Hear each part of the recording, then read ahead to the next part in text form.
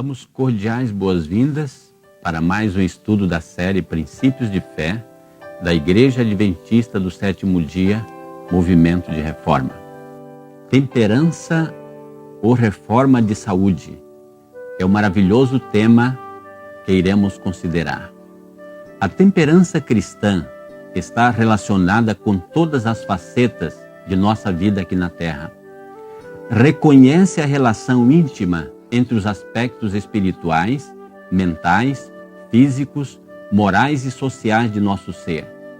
A condição do corpo afeta a mente, e a condição da mente afeta não somente o corpo, mas também o relacionamento social para com o nosso semelhante e espiritual para com Deus. A verdadeira temperança pode ser definida como dispensar inteiramente tudo que seja prejudicial e fazer uso judicioso do que é saudável. O princípio geral sobre temperança em todas as coisas foi esboçada na palavra de Deus pelos apóstolos Paulo e Pedro, em 1 Coríntios 10, 31, Gálatas capítulo 5, versículo 22 e 2 Pedro capítulo 1, versículo 6. Consideremos as lições dadas pelos atletas gregos. Referindo-se a essas corridas como uma figura da milícia cristã, Paulo deu ênfase à preparação necessária para o sucesso dos contendores na maratona. A disciplina preliminar, o regime de abstenção alimentar, a necessidade de temperança em todas as coisas. E todo aquele que luta, declarou Paulo, de tudo se abstém. 1 Coríntios 9, 25.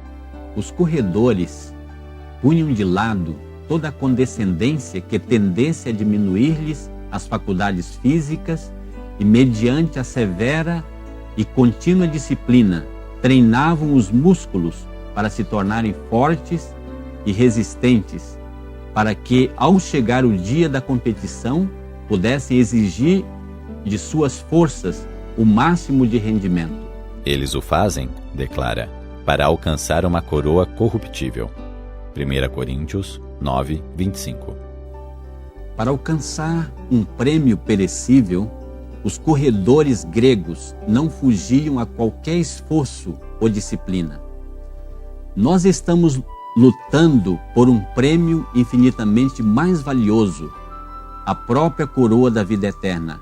Quão mais cuidadosa deveria ser nossa luta e quão maior nossa disposição para o sacrifício e renúncia.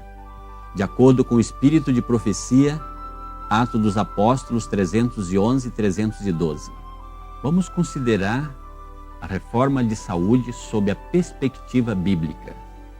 Como a mente sã é desenvolvida em grande escala em um corpo são, a reforma de saúde tem o seu lugar no plano da salvação, como está declarado em 3 João 2 e 1 Tessalonicenses 5, 23. A palavra de Deus nos pede que tenhamos cuidado não apenas de nossa alma, mas também de nosso corpo, como declara Paulo aos Romanos, capítulo 12, versículo 1. Os princípios gerais sobre comer e beber e sobre tudo que possa afetar a saúde física, mental ou espiritual estão esboçados na palavra de Deus, em 1 Coríntios capítulo 10, versículo 31. Como parte da mensagem do terceiro anjo, a reforma de saúde está tão intimamente conectada a ela quanto a mão direita está ao corpo. A reforma de saúde é equiparada ao uso moderado das coisas boas. A temperança verdadeira requer abstinência completa de tudo que seja prejudicial ao organismo, como alimentos cárneos, peixe, gordura animal, substâncias químicas nocivas adicionadas aos alimentos, como glutamato monossódico, bebidas alcoólicas, chá preto, café, bebidas cafeinadas, tabaco, narcóticos e etc. Já que a lista mais extensa ainda estaria incompleta, damos alguns exemplos centenas de produtos novos são lançados no mercado ano após ano. Portanto, cada pessoa deve descobrir por si mesma quais devem ser rejeitados. Se já houve tempo em que o regime alimentar devesse ser da mais simples qualidade, esse tempo é agora. Não devemos pôr carne diante de nossos filhos. Sua influência estimula e fortalece as mais baixas paixões, tendo a tendência de amortecer as faculdades morais. Cereais e frutas preparados sem gordura e no estado mais natural possível devem ser o alimento para as mesas de todos os que professam estar se preparando para a trasladação ao céu. Quanto menos estimulante o regime, tanto mais facilmente podem as paixões ser dominadas. A satisfação do paladar não deve ser considerada sem levar em conta a saúde física, intelectual ou moral. Deus declara, por meio de sua palavra, que não devemos dar carne aos nossos filhos. As frutas e verduras devem ser preparadas da maneira mais natural e simples possível. O alimento cárneo estimula as baixas paixões. Dominando o paladar, será mais fácil dominar as paixões. Devemos priorizar a saúde física, intelectual e moral, e não o apetite. A reforma de saúde é um dos ramos da grande obra que deve preparar um povo para a vinda do Senhor. Ela está tão estreitamente relacionada com a mensagem do terceiro anjo quanto a mão o está com o corpo. A lei dos 10 mandamentos tem sido considerada levianamente pelo homem. Todavia, o Senhor não irá punir os transgressores dessa lei sem primeiro enviar-lhes uma mensagem de advertência. Os homens e as mulheres não podem violar as leis naturais ao serem indulgentes para com o apetite depravado e paixões licenciosas sem violarem a lei de Deus. Portanto, ele permitiu que a luz da reforma de saúde brilhe sobre nós, para que possamos compreender a pecaminosidade da transgressão das leis que ele estabeleceu em nosso próprio ser. Neste texto, destacaremos 3 pontos. Primeiro, a reforma de saúde deve preparar um povo para a vinda do Senhor. Segundo, ela está tão estreitamente relacionada com a mensagem do terceiro anjo, quanto a mão está com o corpo. Terceiro, a violação das leis da saúde também se constitui transgressão da lei de Deus. Consideremos agora a relação que existe entre a lei de Deus e a temperança. Nos 10 mandamentos, Deus anunciou as leis de seu reino. Qualquer violação das leis da natureza é violação da lei de Deus. As leis que governam a natureza física são tão divinas em sua origem e caráter quanto a lei dos 10 mandamentos. O homem foi feito de maneira tremenda e maravilhosa, pois Jeová inscreveu sua lei com sua própria mão poderosa em toda parte do corpo humano. Violar as leis de nosso ser é tão pecado quanto transgredir um dos 10 mandamentos, pois não podemos fazer um nem outro sem violar a lei de Deus. Nestas passagens, Deus nos apresenta de forma clara que a transgressão das leis da natureza é transgressão da lei de Deus, que Deus escreveu sua lei em nosso corpo, que a transgressão destas leis é pecado, tanto quanto a transgressão dos 10 mandamentos, e que o descuido nesse sentido é também transgressão da lei. A temperança cristã envolve todo o estilo de vida e bem-estar. Sobre isso, recomendamos a leitura dos seguintes livros: A Ciência do Bom Viver, Conselhos sobre Saúde, Conselhos sobre Regime Alimentar e Temperança. Consideremos agora a orientação da Palavra de Deus sobre o comer carne nos últimos dias. Apesar de o uso da carne de animais limpos haver sido permitida nos dias dos patriarcas e tolerada nos dias dos apóstolos, é propósito do Evangelho restaurar todas as coisas, inclusive a dieta original edênica, como podemos comprovar em Mateus, capítulo 17, versículo 11, e Atos, capítulo 3, versículo 21. Assim como o Senhor quis que o seu povo abandonasse o uso de alimentos cárneos antes de entrarem na terra de Canaã, Ele agora requer de nós que descartemos todo o alimento cárneo no tempo do fim, como parte de nossa preparação para a vinda de Cristo e para a Canaã celestial, como podemos comprovar com as seguintes referências bíblicas: Salmo 78, 18, 27, 30 e 31, e 1 Coríntios capítulo 10, 5 e 6, Apocalipse capítulo 3, 7 e 8, e Isaías 22, 12 a 14. Essas referências têm aplicação especial durante o dia antitípico da expiação, iniciado em 1844. As instruções vinda do espírito de profecia sobre comer carne nestes últimos dias estão em harmonia com a Bíblia. O comer carne será finalmente abandonado. A carne de animais não mais constituirá parte de nosso regime, e olharemos com desagrado para um açougue. É para o bem deles próprios que o Senhor aconselha a igreja remanescente a rejeitar o uso de alimentos cárneos, chá, café e outros alimentos nocivos. Há quantidade de outras coisas de que nos podemos alimentar, as quais são benéficas e boas. Agora, quando a volta de Cristo está tão próxima, cremos que chegamos ao tempo em que os que estão resolvidos a fazer com Deus um concerto com sacrifício não hão de continuar a satisfazer o seu apetite com alimentos que sabem ser prejudiciais à saúde.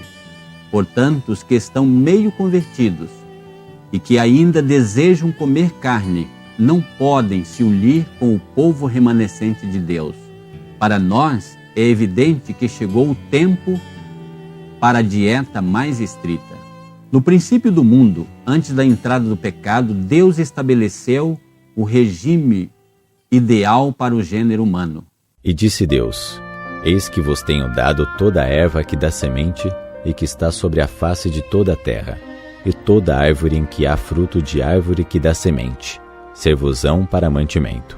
Gênesis 1, 29. Cereais, frutas, nozes e verduras constituem o regime dietético escolhido por nosso Criador. Tem-me sido repetidamente mostrado que Deus está procurando levar-nos de volta, passo a passo, a seu desígnio original, que o homem subsista com os produtos naturais da terra. Consideremos agora como devemos nos prevenir contra as doenças usando os agentes da natureza. Somos propriedades de Deus pela criação, de acordo com Gênesis capítulo 1, 27 e 2, versículo 7, e pela redenção, como declara o apóstolo Paulo em 1 Coríntios capítulo 6, 19 e 20. Do pó o homem foi feito à imagem de Deus. Esse mecanismo consiste em 3 componentes: corpo, alma e espírito, governados por leis naturais específicas. É plano de Deus santificá-los e preservá-los inculpáveis. Toda pessoa precisa ter conhecimento do cuidado próprio do corpo, que é o templo de Deus. Vida e saúde são dons de Deus a nós concedidos. Quando o corpo é abusado, o resultado é a doença. Nesse caso, a causa deve ser descoberta, o ambiente prejudicial mudado e hábitos errôneos corrigidos. Então, a natureza será auxiliada a fim de eliminar as toxinas e estabelecer o equilíbrio orgânico. No prevenir e curar as doenças, o melhor método é usar remédios naturais providos por Deus, como dieta, higiene, ar puro luz solar, abstinência, repouso, exercícios físicos, água, ervas, argila e confiança no poder divino, como declara o Espírito de Profecia no livro Ciência do Bom Viver, página 127. A verdadeira temperança nos ensina a dispensar inteiramente todas as coisas nocivas e usar judiciosamente aquilo que é saudável. Há muitos dos aflitos que foram curados, disse Cristo: não peques mais, para que te não suceda alguma coisa pior. Assim ensinou que a doença é o resultado da violação das leis de Deus, tanto naturais como espirituais. Não existiria no mundo a grande miséria que há se tão somente os homens vivessem em harmonia com o plano do Criador. Muitos se poderiam se restabelecer sem uma gota de remédio, caso vivessem segundo as leis da saúde. As drogas raramente são necessárias. A principal razão porque o Senhor nos enviou luz sobre os princípios da reforma de saúde é que desde 1844 temos vivido no dia antitípico da expiação, conforme Daniel 8,14, quando o nosso corpo deve ser apresentado como sacrifício vivo, santo e agradável a Deus, como declarou o apóstolo Paulo na sua carta aos Romanos, capítulo 12, versículo 1. Visto que Deus tem em vista a saúde do ser humano como um todo, qualquer artigo que tenha efeito adverso sobre a saúde é claramente proibido pela palavra de Deus. Por exemplo, algo que restrinja a livre respiração, que cause curvatura da espinha ou qualquer deformidade do corpo, como saltos altos, altamente prejudicial à saúde da mulher, ou substâncias químicas aplicadas no corpo, como usadas para atingir o cabelo e etc.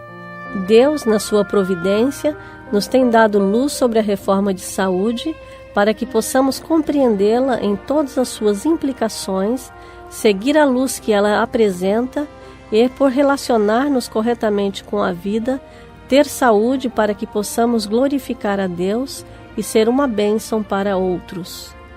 Muitos parecem pensar que têm direito de tratar o corpo como lhes agrada, porém se esquecem de que o corpo não é deles mesmos. O Criador que os formou tem reivindicações sobre eles, das quais não podem livrar-se levianamente. Toda transgressão das leis de nosso ser é transgressão da lei de Deus na prática. É pecado à vista do céu. O Criador soube como formar o corpo humano. Não precisou consultar os modistas para observar suas ideias de beleza. Deus, que criou tudo que é amável e glorioso na natureza, compreendeu como fazer bela e sadia a forma humana. Os retoques modernos sobre seu plano insultam o Criador, deformam o que ele fez perfeito. Por esta mensagem, concluímos que o propósito da reforma de saúde é restaurar nosso bem-estar espiritual, físico, mental, moral e social e conduzir-nos de volta à dieta original. Também ensina-nos a usar os métodos naturais na restauração de nossa saúde e preparar-nos para a segunda vinda de Cristo. Que o Senhor nos dê a sua graça para que aceitemos essa maravilhosa provisão divina para a sua igreja remanescente. Concluímos essa preciosa mensagem com a saudação apostólica. A graça do Senhor Jesus Cristo e o amor de Deus e a comunhão do Espírito Santo seja com todos vós. Amém.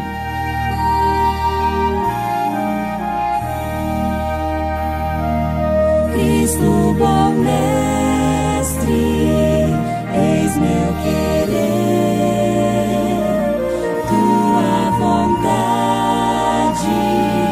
sempre fazer, faze-me forte pra resistir.